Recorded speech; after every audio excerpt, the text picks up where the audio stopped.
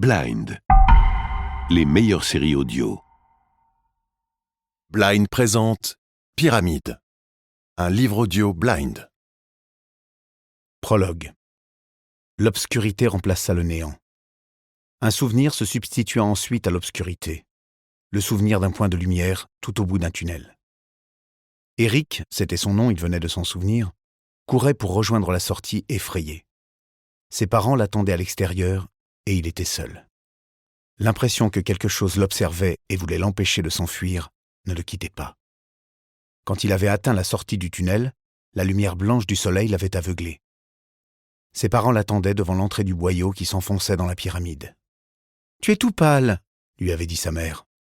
Il n'avait pas essayé de se donner un air courageux et s'était contenté de baisser la tête. Autour de lui s'étendait la vallée du Nil.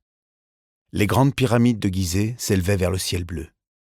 Un picotement sur sa peau le fit tressaillir, comme s'il était traversé par un faible courant électrique. Et un autre souvenir s'imposa à lui, le souvenir d'un livre qu'il avait lu étant enfant. Le titre lui échappait. Peut-être était-ce La pyramide maudite, ou bien Le labyrinthe des momies. Le récit suivait un groupe d'explorateurs piégés dans les profondeurs d'une pyramide. Tandis qu'ils essayaient désespérément de trouver la sortie, les mystères se multipliaient. D'étranges scarabées les poursuivaient au travers de tunnels obscurs. Des scarabées qui se révélaient être les guides de momies vengeresses, prêts à tout pour empêcher les intrus d'accéder à la chambre funéraire du pharaon et décidés à ne jamais les laisser sortir. Eric ne se rappelait pas la manière dont se terminait l'histoire.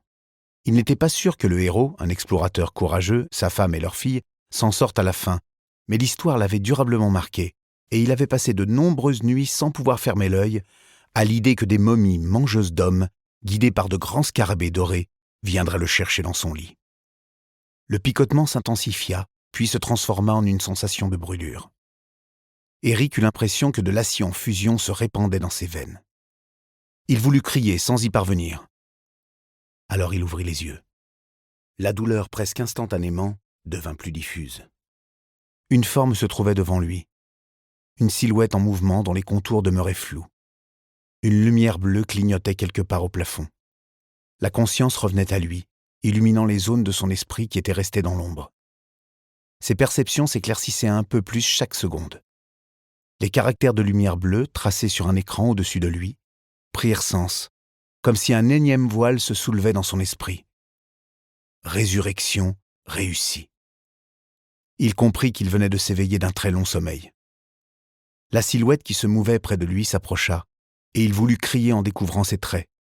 Mais un masque à oxygène fixé sur sa bouche l'en empêcha. La créature avait une forme presque humaine, mais la peau couleur betterave et le crâne absolument chauve. Son corps était recouvert de bandelettes humides. Une momie. « Du calme, Eric. C'est moi, Samuel. » Samuel.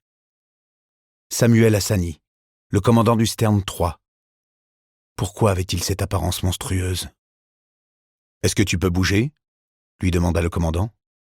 Eric essaya de remuer ses doigts. Des picotements lui parcoururent les bras et le cou, mais il y parvint. Lentement, il porta une main jusqu'à son masque à oxygène et le retira. On dirait. Sa voix faible, rocailleuse, lui parut celle d'un autre, mais ce n'était pas étonnant. Il se réveillait d'un sommeil d'au moins 200 ans. Il s'en souvenait à présent. Une extinction de voix serait sans doute le moindre des effets secondaires. Le commandant sourit. Son visage émacié demeurait inquiétant, mais ses traits étaient reconnaissables à présent. Eric réalisa que lui-même ne devait pas avoir meilleure allure. La couleur pourpre était un des effets de l'animation suspendue, tout comme la perte des cheveux. Elle s'estomperait normalement après quelques semaines, tandis que le corps se remettrait progressivement à fonctionner. Les cheveux, et les poils en général, commenceraient également à repousser après quelques jours. Une sensation de vide et de fatigue intense l'envahit, tandis qu'il essayait de se redresser. « Pas si vite, » lui dit Samuel. « Tu dois rester sous perfusion encore 2 petites heures. »« Qui d'autre a été ressuscité ?» demanda-t-il. « Pour l'instant, il n'y a que nous 2. » Eric prit soudain conscience que la pièce où il se trouvait n'était presque pas éclairée. La lumière provenait uniquement du panneau lumineux, au-dessus de son sarcophage, et d'une lampe de poche que tenait Samuel. Ce n'était pas normal. Nous espérons que vous avez apprécié cet aperçu. Pour continuer à écouter ce livre audio sur Google Play Livres, utilisez le lien dans la description de la vidéo.